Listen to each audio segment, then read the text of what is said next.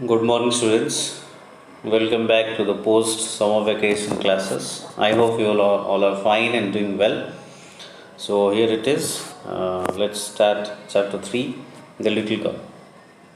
Before you read, do you feel you know your parents better now than when you were much younger? Perhaps you now understand the reasons for some of the actions that used to upset you earlier. The story about little girl whose feelings for her father changed from fear to understanding will probably find an echo in every home. Actually, it happens that when we are used to be very young, probably we misunderstand we misunderstand our parents. But when we become matured enough to know what is right and wrong, then we can understand that actually what our parents used to tell us or used to do for us was actually it's only for our welfare. Similarly, here is a story about a little girl who used to be very scared of her father, but later she understands and how her attitude towards her father changed. To the little girl, he was a figure to be feared and avoided. Uh, every morning before going to work, he came into her room and gave her a casual kiss, to which she responded with goodbye, father. And oh, there was a glad sense of relief when she heard the noise of the carriage growing fainter and fainter down the long road. Means to the little girl, he was a figure to be feared and avoided. He refers to her father. Means the little girl is really very scared of her father, and she finds every possible ways to avoid her father. So every morning before going to work, he just comes to her room and gives her a casual kiss, and which she responds it by wishing her father goodbye. But she becomes quite relaxed, feels quite relieved as soon as she hears the noise of the carriage growing fainter and fainter, means signaling that her father has gone out of the house. In the evening, when he came home, she stood near the staircase and heard his loud voice in the hall. Bring my tea into the drawing room. Hasn't the paper come yet? Mother, go and see if my paper is out there and bring my slippers. And her father returns in the evening, and when he returns in the evening, she stands near the staircase and hears his loud voice in the hall, which makes her terrified. Her father orders to bring his tea into the drawing room, asks for the newspaper, and then he orders his mother to bring his slippers. Kezia, mother would call to her, if you're a good girl, you can come down and take off father's boots. Slowly, the girl would slip down the stairs, more slowly still across the hall, and push open the drawing room door. Kezia, here it means the name of the little girl is Kezia. So mother calls her by this name, and tells her that if she is a good girl, means to be a good girl, to come down and take off her father's boots. It shows that her father has returned back from work. Slowly, the girl would slip downstairs as if that she is very scared, and more slowly still across the hall and push open the drawing room door. And you see that how she approaches. She approaches very slowly, which gives an indication that she is really very scared of her father. By the time he had his spectacles on and looked at her over them in a way that was terrifying to the little girl, and the way she approaches to her father, as she approaches slowly and slowly to her father, his father looks over his spectacles in a way that really makes Kezia terrified and scared. Well, Kezia, hurry up and pull up those boots and take them outside. Have you been a good girl today? And then her father commanded her, means ordered her to take his boots off and to take them outside and then asks how she has behaved all throughout the day. Don't know, Father. When she stumbles, or we can say she stammers, she stutters, uh, and she says that she doesn't know about it. She stutters, means she can't speak properly. You that don't know, if you stutter like that, mother will have to take you to the doctor. So then her father mocks her, we can say that, in the kind of way that repeats the action in a stuttering manner, and tells her that if she stutters like that, then her mother will have to take her to the doctor. She never started with other people, had quite given it up, but only with father, because she was trying so hard to say the words properly. So, according to the narrator, Kezia never stutters with other people. In fact, she has given it off. She has given up this habit of stuttering, but only with her father. She stutters because she tries very hard to speak, but she is so scared. She is so afraid that she stutters. What's the matter? What are you looking so wretched about? Mother, I wish you taught the child not to appear on the brink of suicide. Here, Kezia, carry my teacup back to the temple carefully. Then the father, when he asks her that what's the matter, why is she looking very wretched, means very unhappy, very sad. Then then probably Kezia does not reply anything. Then father asks means to his mother, means we can say Kezia's grandmother. I wish you taught the child not to appear on the brink of suicide. So he then appeals, he then tells his mother that at least to teach her the way that how to speak properly, how to behave properly, not to stutter, and not to show any manner of what is it we can say fearfulness, and not that as if that she appears that probably she is going to commit suicide. Here, Kezia, carry my teacup back to the temple carefully. Then he orders Kezia to carry his teacup back to the temple carefully. He was so big, his hands and his neck, especially his mouth, when he yawned. Yawn means take a deep, we can say deep sigh. Right? Thinking about him alone was like thinking about a giant. So to Kezia, her father is like a giant. Means his big hands, his neck, and mainly his mouth when he yawns. Means when he opens his mouth very wide to take a deep sigh. So when he thinks, when Kezia thinks about this, she feels, she gets scared, and she thinks that her father is just like a giant. On Sunday afternoons, grandmother sent her down to the drawing room to have a nice talk with father and mother. But the little girl always found mother reading and father stretched out on the sofa, his handkerchief on his face, his feet on one of the best cushions, sleeping soundly and snoring. On Sunday afternoons, means in every Sunday, it's her grandmother who sent her down to the drawing room. Why? To have a nice talk with her father and mother, to spend some time of cheerfulness with her father and mother. But the little girl is really very scared, and she finds her mother reading and father stretched out on the sofa with his handkerchief on his face and his feet on one of the best cushions, and sleeping soundly and snoring. Snoring is, I think, making kind of noise while asleep. So this is how she actually she doesn't want to go.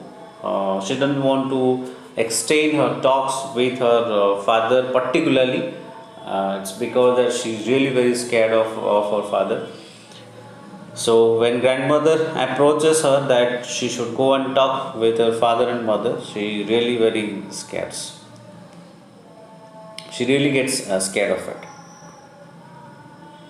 She sat on a stool, gravely watched him until he woke and stretched and asked the time, then looked at her.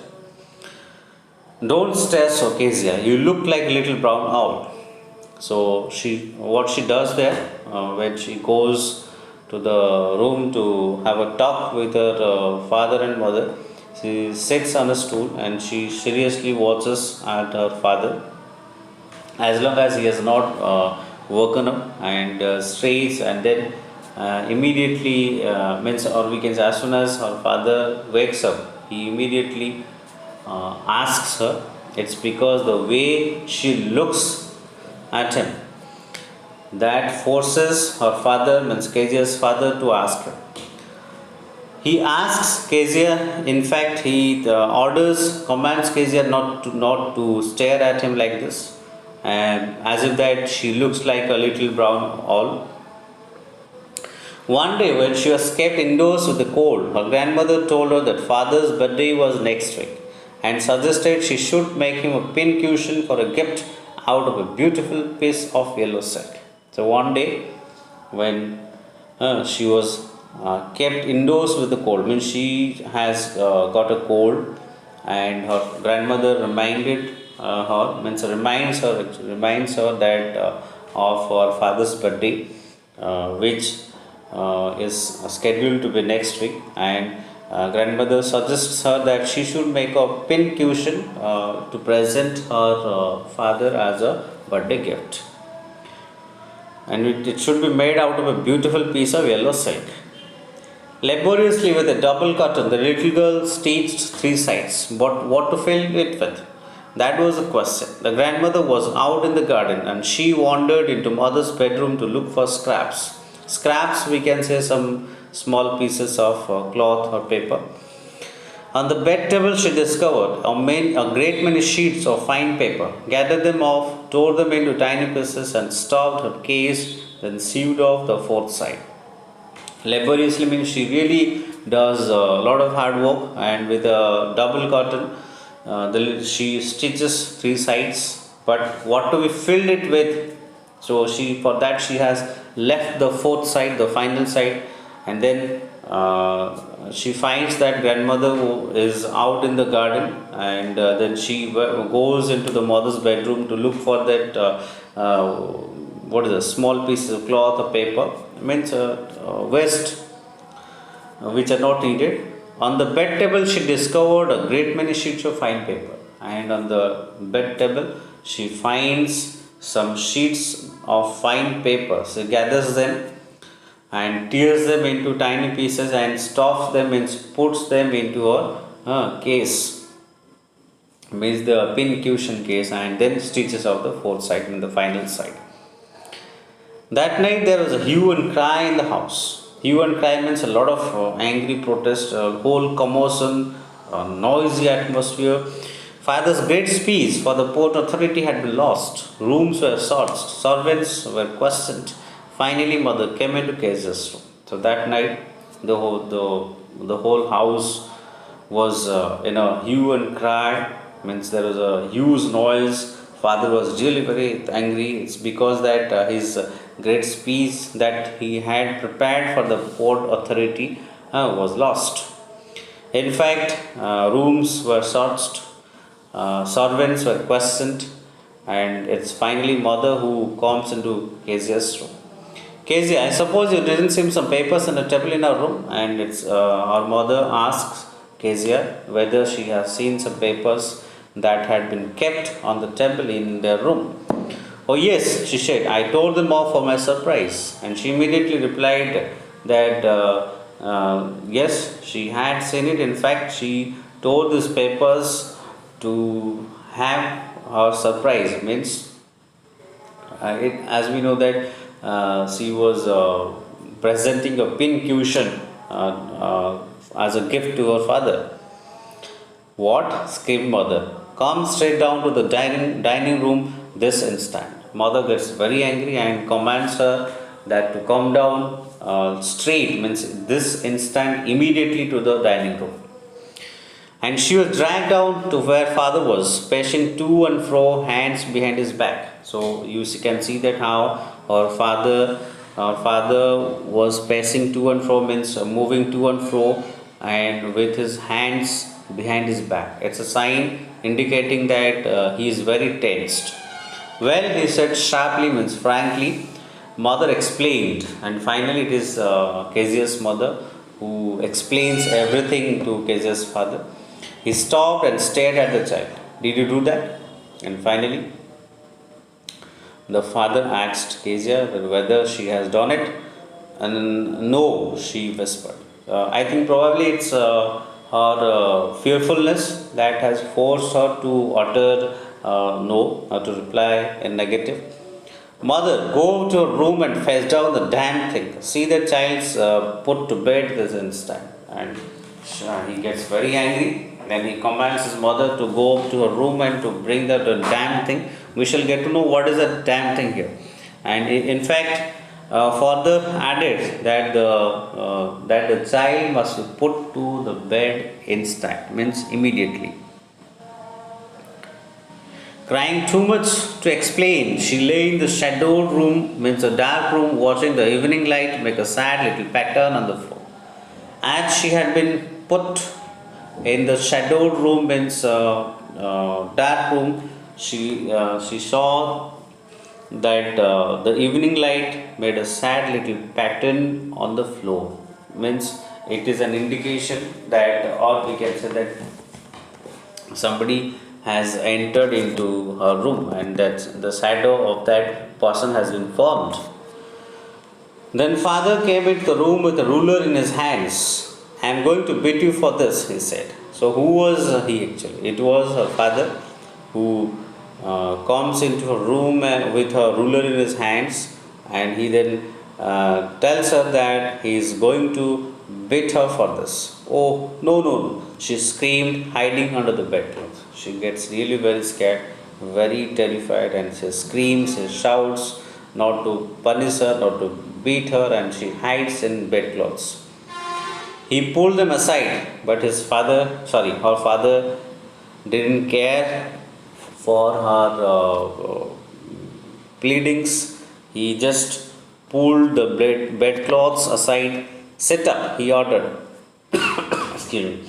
And hold out your hands. You must be taught once and for all not to toss what does not belong to you. Father is so angry that he ordered her to sit straight and hold out her hands, and he, in fact, even commanded her that she must be taught that not to toss those things which do not belong to her. But it was for your birthday. When she is trying to explain, she is trying to give the reason why she does so.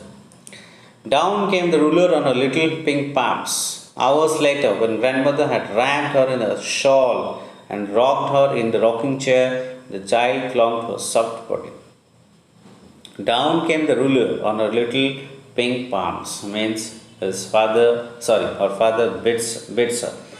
Hours later, when grandmother had wrapped her in a shawl, means covered her in a shawl and rocked her in the rocking chair, means put her in the rocking chair, the child clung to her soft body. Means she is so terrified, she is so scared that she immediately, means an hour later, when her grandmother comes to her room, she immediately clings, means hugs, or we can say embraces her grandmother. What did God make fathers for? She sobbed and she cried and then says to her grandmother that for what the God makes fathers for. Here's a clean hanky, darling. Blow your nose, go to sleep, pet. You will forget all about it in the morning. I tried to explain to father, but he was too upset to listen tonight. So probably it's her grandmother who has come to pacify her. She has been crying a lot, and the moment she finds her grandmother, she goes to her and embraces her and asks her in crying that for what and for why God has made the fathers for. Then it is the grandmother who replies her, who tries to pacify her and tells her to blow her nose with the hanky, means with the handkerchief, and to forget all about that and to go for sleep.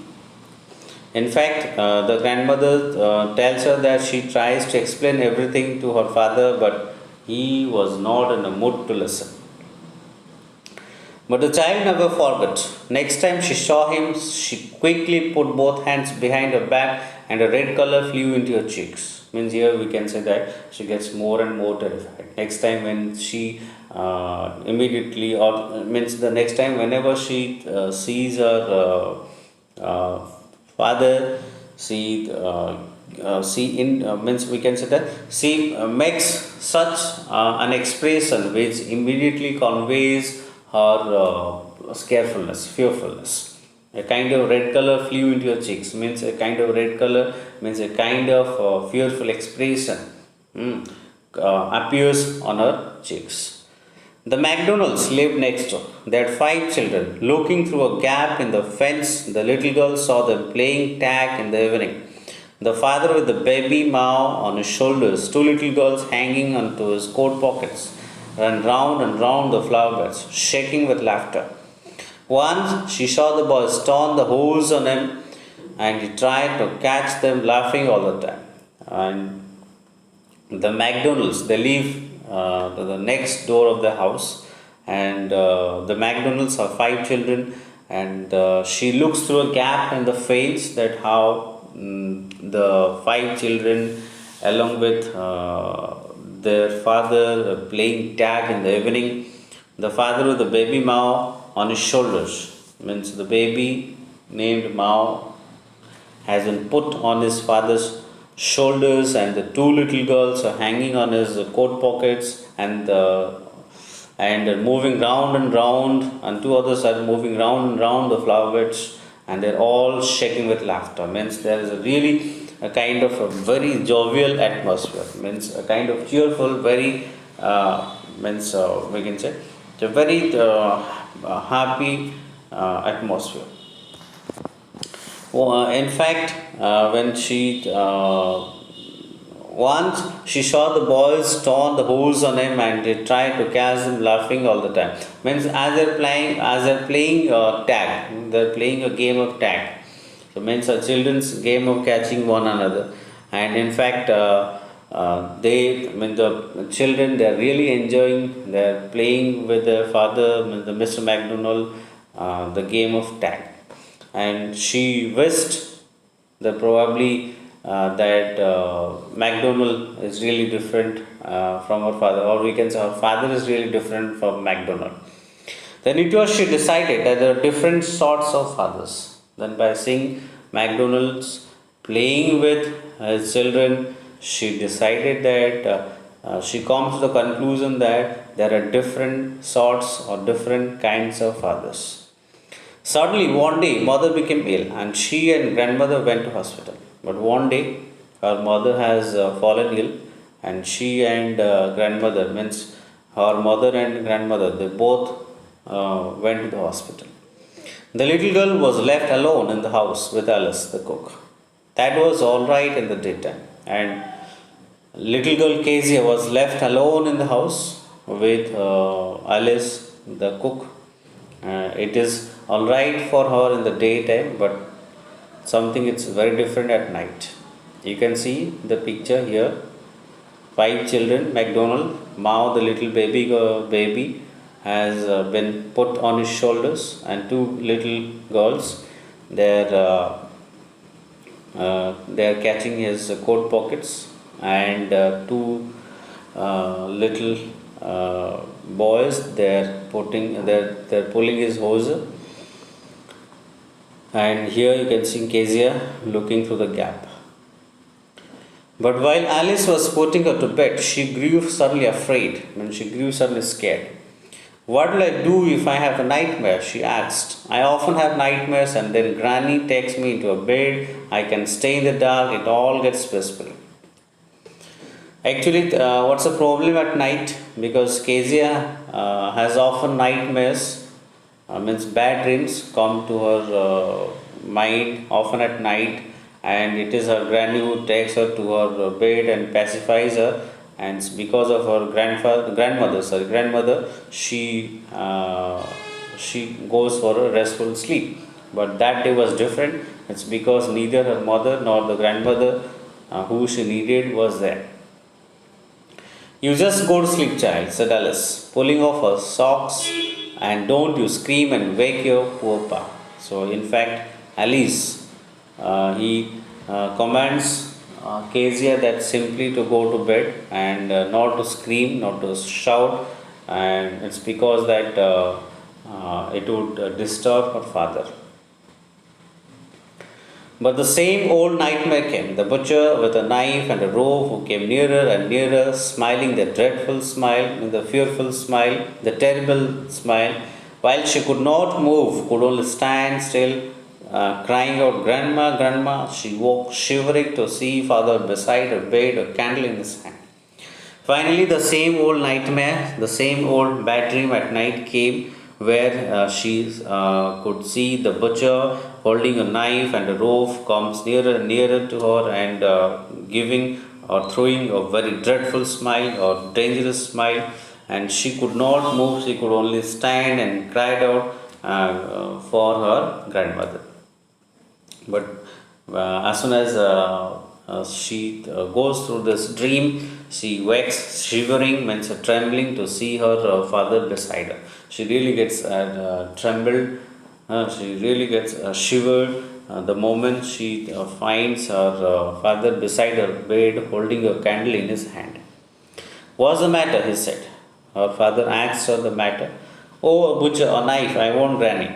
He blew out the candle, bent down, and caught up the child in his arms, carrying her along the passage to the big bedroom. So she goes on screaming about the dream, the nightmare that she has witnessed.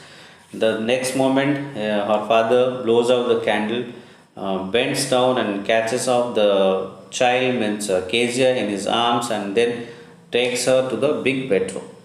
A newspaper was on the bed. He put out the paper, then carefully tucked up the child. He lay down beside her, half asleep still with the butcher's smile all about her. It seemed she crept close to him, snuggled her head under his arm, and held tightly to his shirt.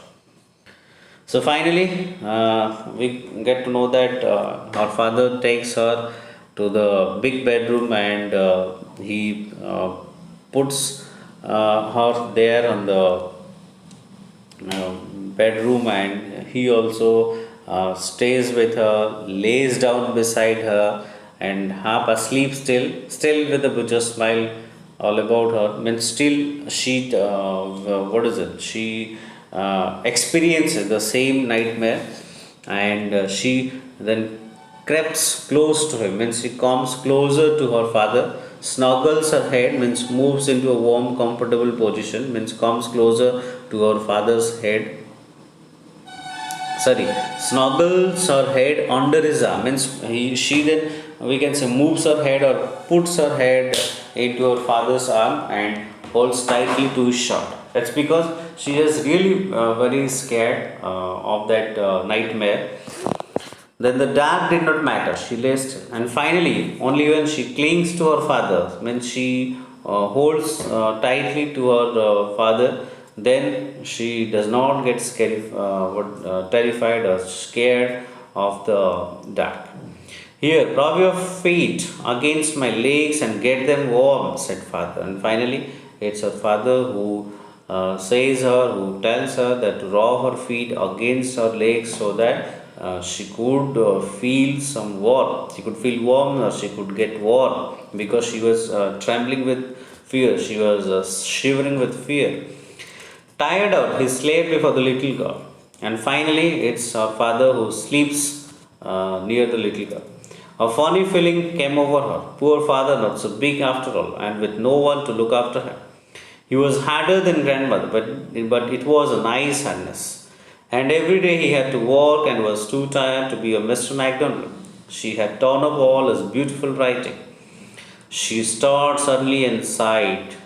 So finally, it is when Kezia snuggles her head under his arm, means clings her father tightly, holds her father tightly, and rubs her feet against her father's feet and gets warm. She then feels very good emotions, we can say, of her father. she really gets to know that her father is after all not very big, means not so hard as she was thinking earlier. It's because that it's all the whole day's work, the hard work that her father does. He really gets tired. He has no time to be a McDonald, means to play with her or to pacify her, to give her the chorus, etc. etc. So, and but she really feels very sad that she has torn off her father's beautiful writing, means that speech which he has prepared for. He had prepared for the Port Authority, and but she gets to know one thing, that the conception, or we can say the misconception that she had about her father really changed. What's the matter? Asked her father. Another drink. Then her father asked her the reason, that what happened, whether she had again a nightmare. Oh, said the little girl, my head is on your heart. I can hear it going. What a big heart you have got, father dear. Finally, the little girl said that her head is on his heart, means she can feel the thumping of the heart, and which gives her a feeling that her father's heart is really big, means she understands that her father is really very nice. It's only the hard work, the busy schedule, for which he cannot find any time, he cannot provide her any time, for which she thinks that her father is really means really like a giant or very angry and all that. But in reality, she understands that her father is really very nice and kind. By Catherine Mansfield. Thank you. Have a nice day.